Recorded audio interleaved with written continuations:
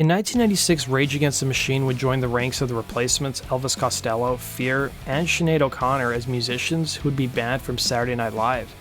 It should have been no surprise given who was hosting the show that night. It was a powder keg waiting to explode, and today, let's explore what happened.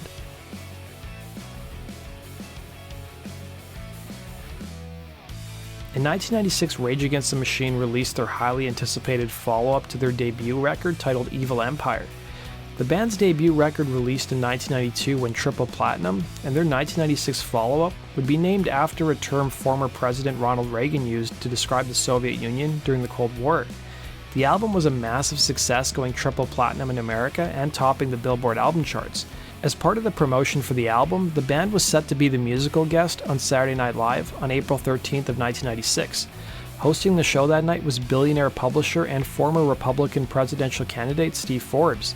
Forbes, to a lot of people, represented the establishment, an elite whose billions gave him sway over political leaders. Meanwhile, Rage built a career on their radical political views that challenged authority and the establishment. It seemed like a booking that was purposely done to incite some sort of controversy and create a clash of cultures, and that's exactly what happened. Guitarist Tom Morello talked about the band's thinking that night, telling the LA Times, "We knew that he was going to be making a statement. It was going to be all about how charming to have a billionaire telling these jokes and promoting his flat tax. And we wanted to stand in sharp juxtaposition to that by making our own statement." The band was set to play 2 songs that night.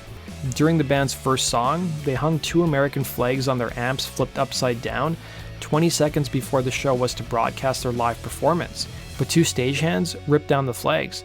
After their first performance, the band waited in the green room waiting to go on stage to perform Bullet in the Head.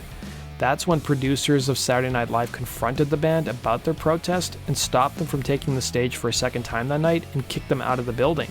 Angered, Rage's bassist Tim Comerford tore up a US flag and barged into Forbes' dressing room and threw shreds of the flag at the host that night and his entourage. Morello would put out a statement to the LA Times where he said the following: "Saturday Night Live censored Rage, period, and they could not have sucked up to a billionaire more. The thing that's ironic is Saturday Night Live is supposed to be this cutting-edge show, but they prove that they're bootlickers to the corporate masters when it comes down to it." The Saturday Night Live official, though, called the band's actions a publicity stunt, but producer Lorne Michaels tried to put a braver face, releasing his own statement that read, "We really enjoyed having Rage Against the Machine on our show." Morello later claimed that SNL's cast and their team, and I quote, "expressed solidarity with our actions and a sense of shame that their show had censored the performance." It wouldn't be the first time Rage had been banned, as 3 years prior in 1993 during Lollapalooza, the LA radio station K-Rock or KROQ banned the group's music.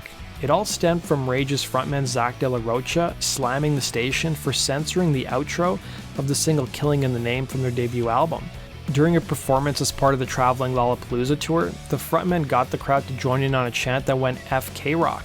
K-Rock's program director Kevin Weatherly, yes, Pig Vomit from Howard Stern's Private Parts movie, put out a statement to the LA Times that read, "The station will take the same airtime we would have given to Rage and use it to help an artist that's a little more appreciative. There are plenty of other bands out there that love the radio station and appreciate what it has done for new music." De La Rocha would shoot back saying, "We live in a country where hundreds of scenes of violent actions are considered fine forms of entertainment. Yet when artists use confrontational language on radio, it is considered perverse and immoral." That does it for today's video, guys. Thanks for watching. Be sure to like button and subscribe, and we'll see you again on Rock and Roll True Stories. Take care.